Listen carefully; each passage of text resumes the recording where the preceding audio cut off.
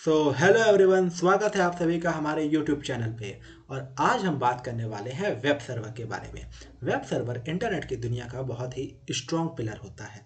यदि आप ये वीडियो देख पा रहे हैं तो इसके पीछे भी कहीं ना कहीं वेब सर्वर है। यदि मैं ये वीडियो आप तक पहुंचा पा रहा हूँ, यूट्यूब पे अपलोड कर पा रहा हूँ तो इसके पीछे भी कहीं ना कहीं वेब सर्वर है।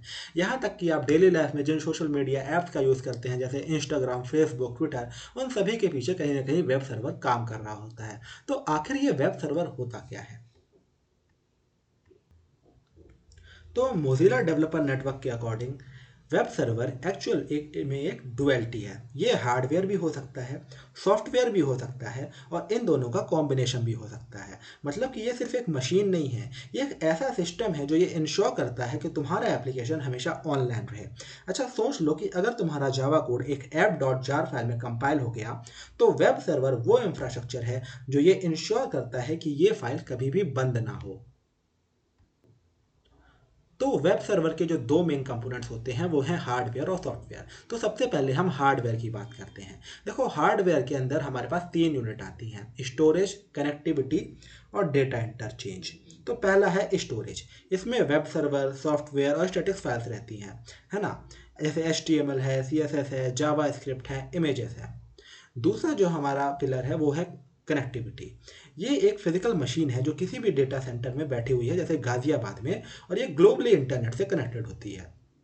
तीसरा पॉइंट आता है डेटा इंटरचेंज। देखो, ये दूसरे डिवाइसेस के साथ डेटा ट्रांसफर को सपोर्ट करता है। तो अब हम वेब सर्वर के दूसरे पार्ट यानी कि सॉफ्टवेयर के बारे में बात करते हैं। तो यहाँ पे आता है हमारा सॉफ्टवेयर ब्रेन, यानी कि hyper text transfer protocol server. देखो, ये वो प्रोग्राम है जो किसी भी हार्डवेयर के अंदर काम कर रहा होता है। ये यूआरएल्स को पास करता है, मतलब ब्राउजर ने क्या मांगा उससे फाइल डायरेक्टरी में ढूंढता है, और ये HTTP प्रोटोकॉल में कम्युनिकेट करता है ब्राउजर के साथ। ये बिल्कुल वैसे ही काम करता है जैसे एक रिसेप्शनिस्ट अपनी ऑफिस बिल्डिंग में विजिटर्स को गाइड करता है।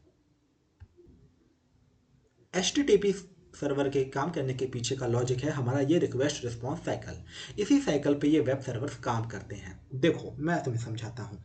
ब्राउज़र एक HTTP रिक्वेस्ट भेजता है, वो रिक्वेस्ट इंटरनेट पर ट्रैवल करती है और सर्वर पे पहुंचती है। फिर HTTP सर्वर उस URL को पार्स करता है और उस फाइल को ढूंढता है। फिर उस फाइल को पैकेज करके ब्राउज़र को वापस भेज देता है। और इसी साइकिल में, इसी लूप में ये सारा काम चलते रहता है। तुम कुछ भी चीज़ सर्च करते हो ब्राउज़र पे, तो ब्राउज़र रिक्वेस्ट भेजता है सर्वर को। सर्वर तुम्हारे URL के बेस्ड पे उस फाइल को ढूंढता है, उसकी पैकेजिंग करके उसको रिस्पॉन्स करता है। इस साइकिल को ही हम कहते हैं द रिक्वेस्ट रिस्पॉन्स साइकिल। और सारे वेब सर्वर्स इसी साइकिल पे काम करते हैं। तो इस स्लाइड में तुम हार्डवेयर और सॉफ्टवेयर, जो हमारे वेब सर्वर के दो मेन कंपोनेंट्स होते हैं, उनके बारे में समरी देख सकते हो। जैसे कि इनके नेचर की बात करूं तो हार्डवेयर एक फिजिकल मशीन होता है, जबकि सॉफ्टवेयर उस मशीन के अंदर रन होने वाला हमारा डिजिटल प्रोग्राम है। इसका प्राइमरी रोल होता है स्टोरेज का। हार्डवेयर के अंदर हमारी सारी चीज़ें डिस्क में स्टोर होती हैं, और ये ग्लोबल कनेक्टिविटी का काम करती हैं, जिससे हमारे मल्टीपल सर्वर्स और एज नोड्स कनेक्ट होते हैं। और उस वहीं यदि मैं सॉफ्टवेयर की बात करूं तो ये अंडरस्टैंडिंग, लॉजिक्स और राउटिंग के बारे में है। हार्डवेयर कंटेन्स करता है HTML फाइल्स, CSS फाइल्स, जावा स्क्रिप्ट और इमेज फाइल्स को, जबकि सॉफ्टवेयर के अंदर हमारा HTTP सर्वर का लॉजिक कंटेन करता है।